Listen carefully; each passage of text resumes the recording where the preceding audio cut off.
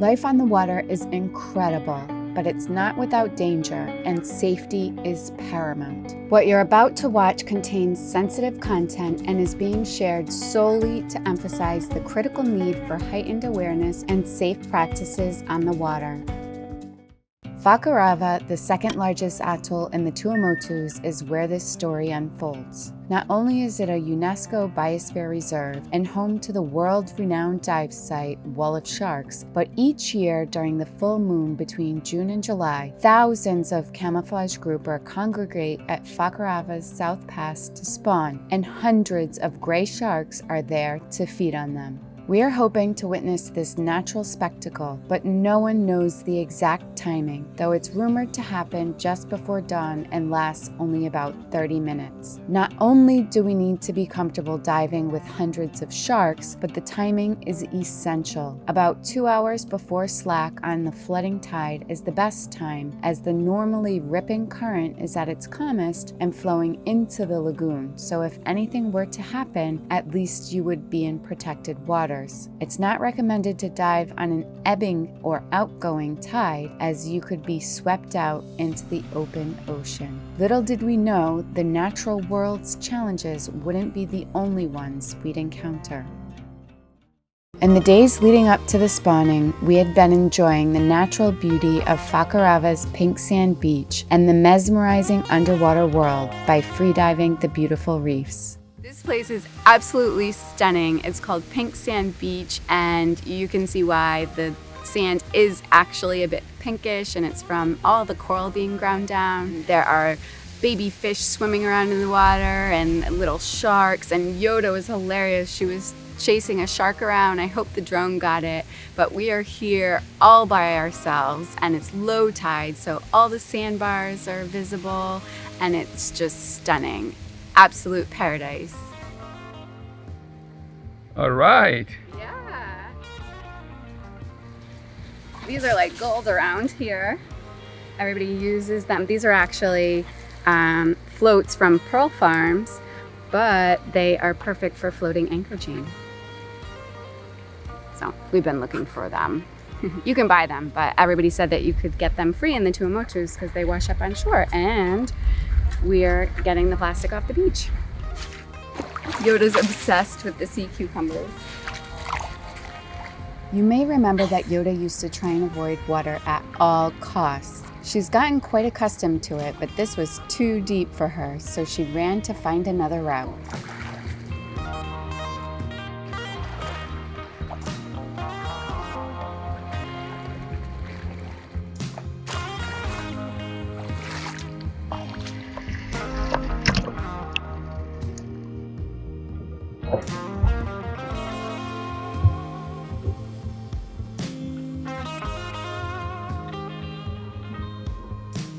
What really made Yoda get over her fear of water was the discovery there were critters to chase within.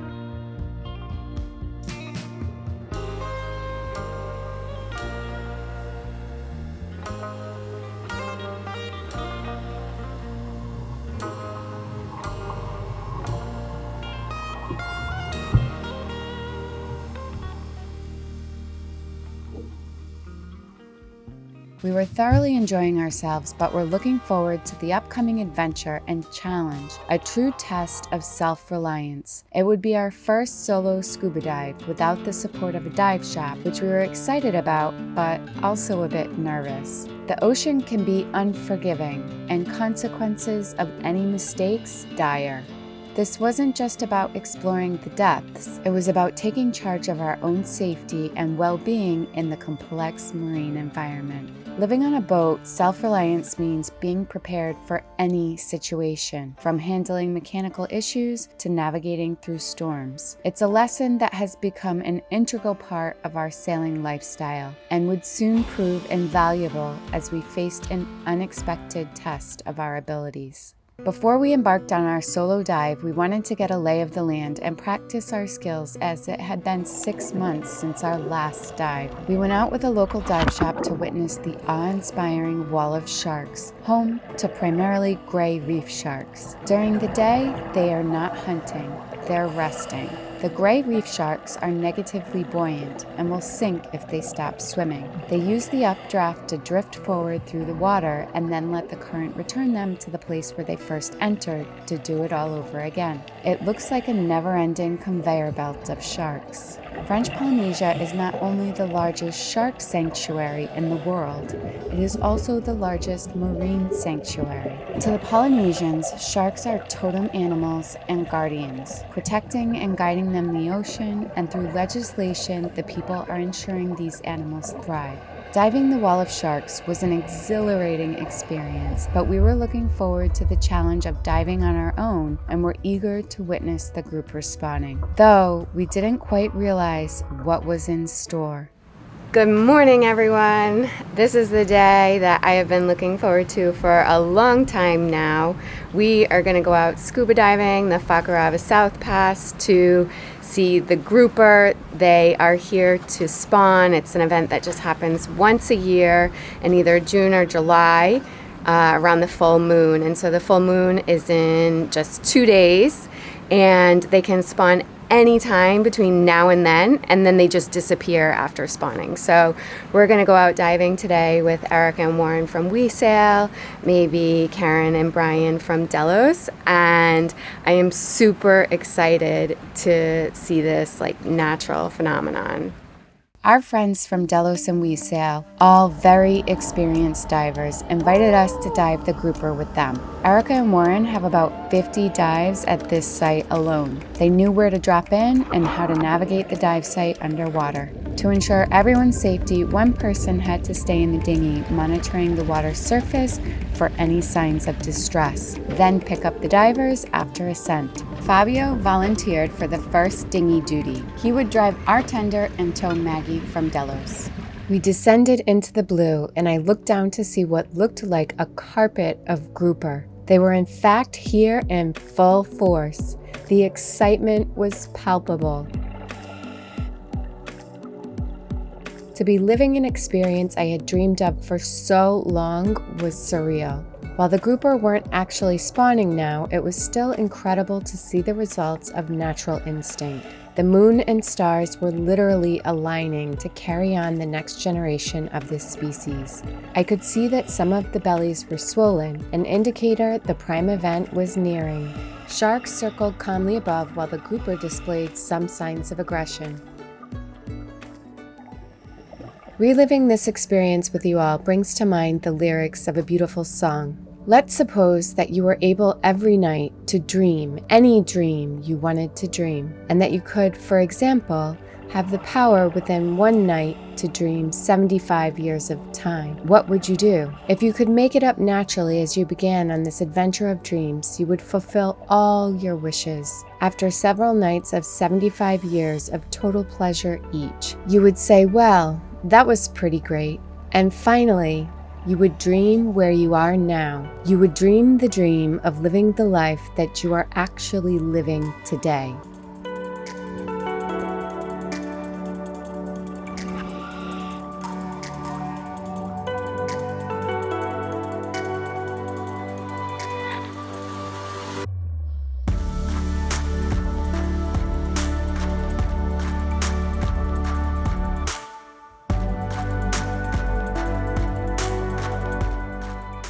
And while I was living a dream, little did I know Fabio was about to encounter a nightmare.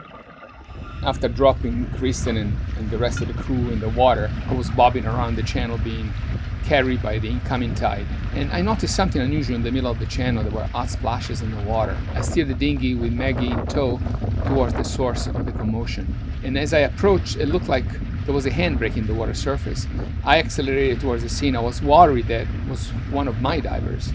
It was two divers, a man and a woman, desperately struggling in the water. The man was attempting to keep the woman's head above the surface, but he was clearly running out of energy, and rapidly. With each passing wave, the woman's head submerged, and the situation seemed to grow more dire. I grabbed the hold of her diving gear, determined to pull her out of the water, but the equipment was so heavy, especially for one person to manage.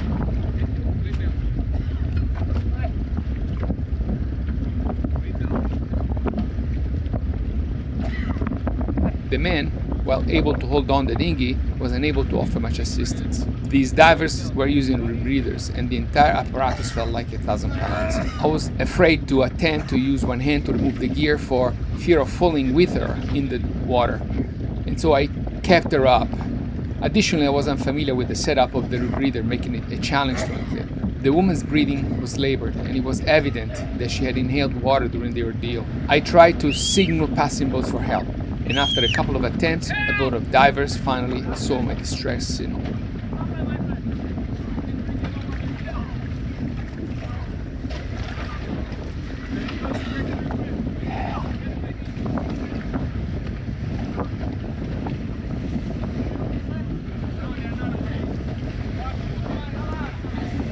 The diver, later learned his name was Elmer, jumped in the water and swam over.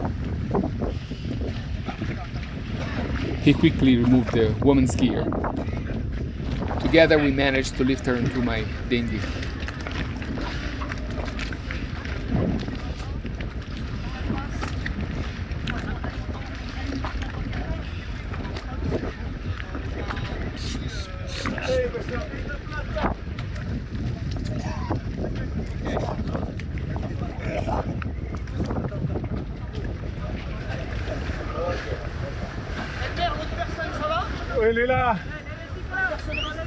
Thankfully, a larger boat arrived.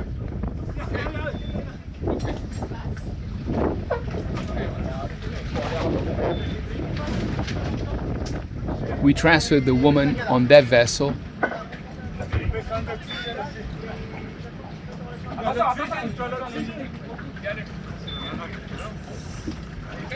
They used a rope sling under the armpits to hoist the exhausted men on board.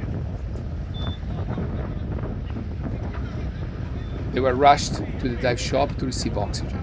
Unbeknownst to me, Brian on Delos had left the GoPro on Maggie, which was running, and captured the entire event. A huge thank you to Delos for sharing this footage with us.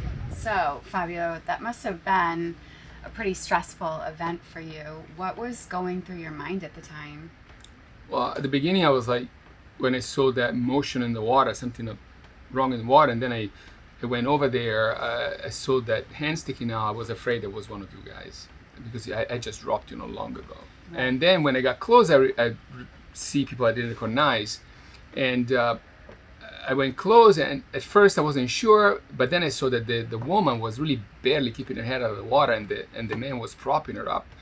So I grabbed a hold of her, and I looked at the man. The man also was in distress, but he was able to hold on to the dinghy. And there's not that much time to think about anything. The only thing I could think of was trying to keep her out of the water. It's unbelievable how hard it is to pick somebody up in the dinghy. I'm not a super strong person, but if I was leaning over, I could just go in the water with her. And I was thinking about trying to unclamp her vest and her weight belt. And I felt that if I stuck my hand in the water, I was going to go fall in with her. So there was not much time to think. And there was traffic. There's traffic in that channel at that time because other dive boats were going by. And when I was signaling, I realized that people didn't really understand what I was signaling about. The first boat went by and they thought I was saying goodbye, and say, hey, how you doing? Yeah. So finally they stopped and the other boat came back because one of the divers on board said, I think the guy's in trouble. Yep. So they came back and you see the scene that we were able to bring him on the boat. So only at that time I was able to kind of make, understand what had happened. Yeah. First thing I thought after was, very thankful that I was there and very thankful that I saw them. Very thankful that it's a rare opportunity in life to be helpful to the world and to be helpful to other people, right? Yeah. And so I was thankful for that. When everybody left, I was there by myself. All the boat left, and I realized that in the confusion, I lost an oar on the dinghy. And when I went to start the engine, the prop got fouled with my tow line. Yeah. So, and it's interesting because I had no idea that the whole thing was being recorded. Brian had left the GoPro on Maggie. He has an arch in the back of Maggie, and the GoPro was there filming.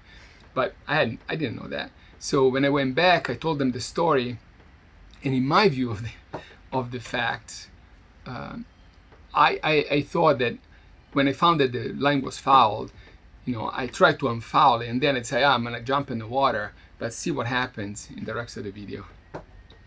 Let us know if you guys think that Fabio jumped in the water or not.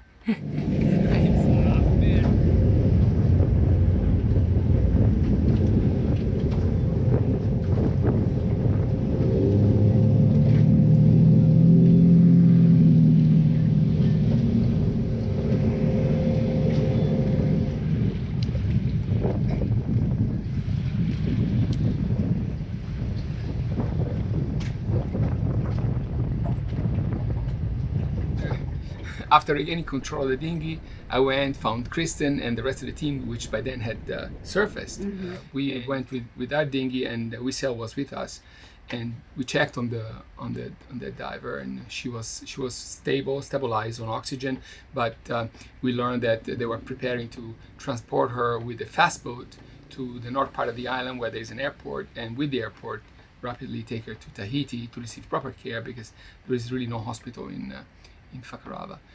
A couple of days later, we went to the dive shop and talked to Elmer, and he told us that he had learned that this diver had been taken to Tahiti successful with the air transport, and she was doing well now. She was stable. Yeah. So as we mentioned earlier, these two divers were using rebreathers, which is a very good system because you don't have bubbles, and so fishes don't get scared, and you can last a longer period underwater.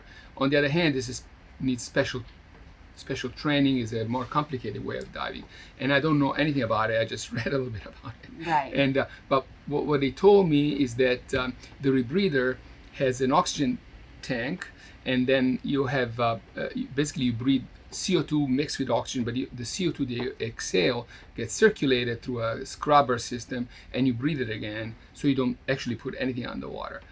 And apparently, somehow they tell me that they were running out of oxygen, and they switched to a secondary tank, which is a safety tank. But in doing so, somehow the system got flooded with water, and the water in the system, of course, you can inhale water, one thing, which is bad, but also the water, salt water, apparently mixes with the chemicals in the scrubber, and it can create some toxic fumes.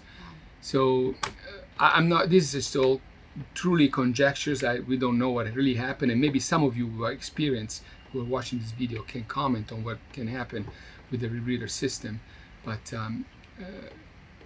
again, the bottom line is that thankfully they did well, and and we should use this information for safety. The reason we're sharing this is so that we can all learn from this incident, right? So what do you think some of the main takeaways are? Well, obviously, one thing is that it's very important to have somebody monitor your dive from the surface. Right. Yeah. I mean, we think that is very important at our level of diving. Some people who are extremely advanced